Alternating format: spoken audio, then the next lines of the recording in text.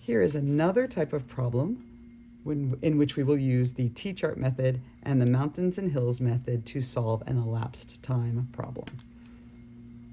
The bus picked Jose up in Dallas at 8:15 p.m. The bus arrived in Austin at 11:35 p.m. How long did Jose ride on the bus? So on this one, we have a start time of 8:15 p.m. and an end time of 11:35 p.m. We need to know how much time passed between those two times. So let's take a look at our T-chart. Again, we're making a lovely T. And here we write time passed, or you can write TP for short. Time passed. And we're going to have our start time at the top, 8:15 p.m. Now we need to get to 11:35. So let's go by hour chunks at first. I think that would be the easiest way to do it. So we're going to add 1 hour, and that gets us to 9:15 p.m. And we'll add another hour.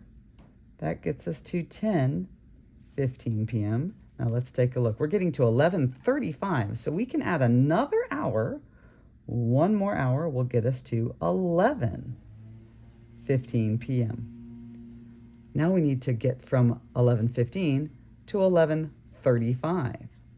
So what can I add to 15 to get to 35? I can figure that out by doing a quick subtraction problem.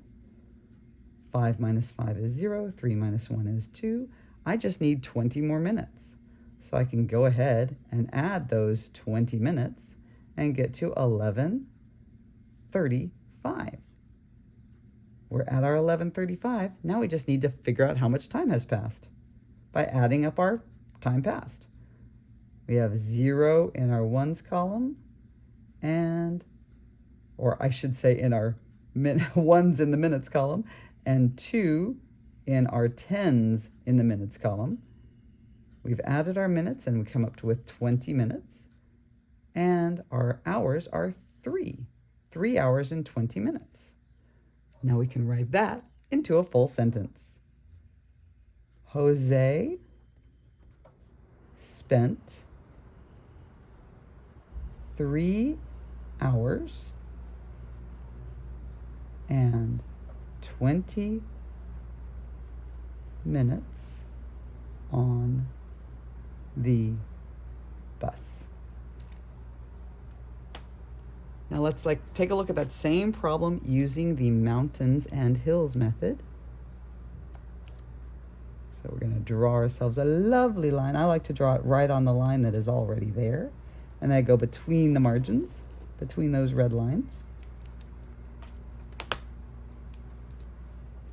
I'm going to put my start time here at the beginning, 8:15.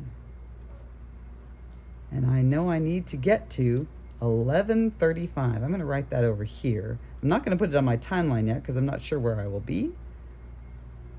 But that's just so I can see it easily. So 8:15, I'm going to add an hour, which will get me to 9:15. I like to go ahead and write 1 hour in each one of these, but I know if it's a pointy mountain that it's going to be an hour, so I don't have to write that. 10:15 is our next hour. 11:15. Okie dokie, I can see that I do not need to add another hour. If I added another hour, I'd be past 11:35. So now I just need to add my hills. 11:15, I'm going to add a hill of 10 minutes to get me to 11:25. Oh, I need another 10 minutes. 11.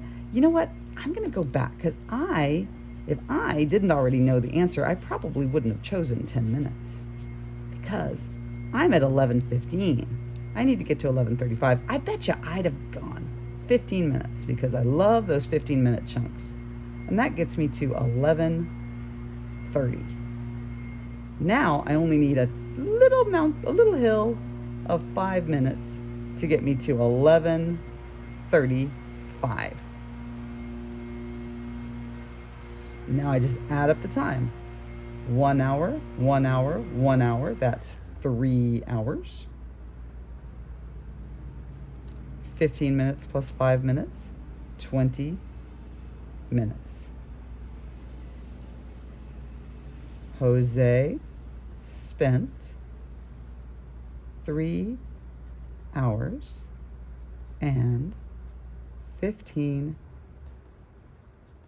minutes on the bus.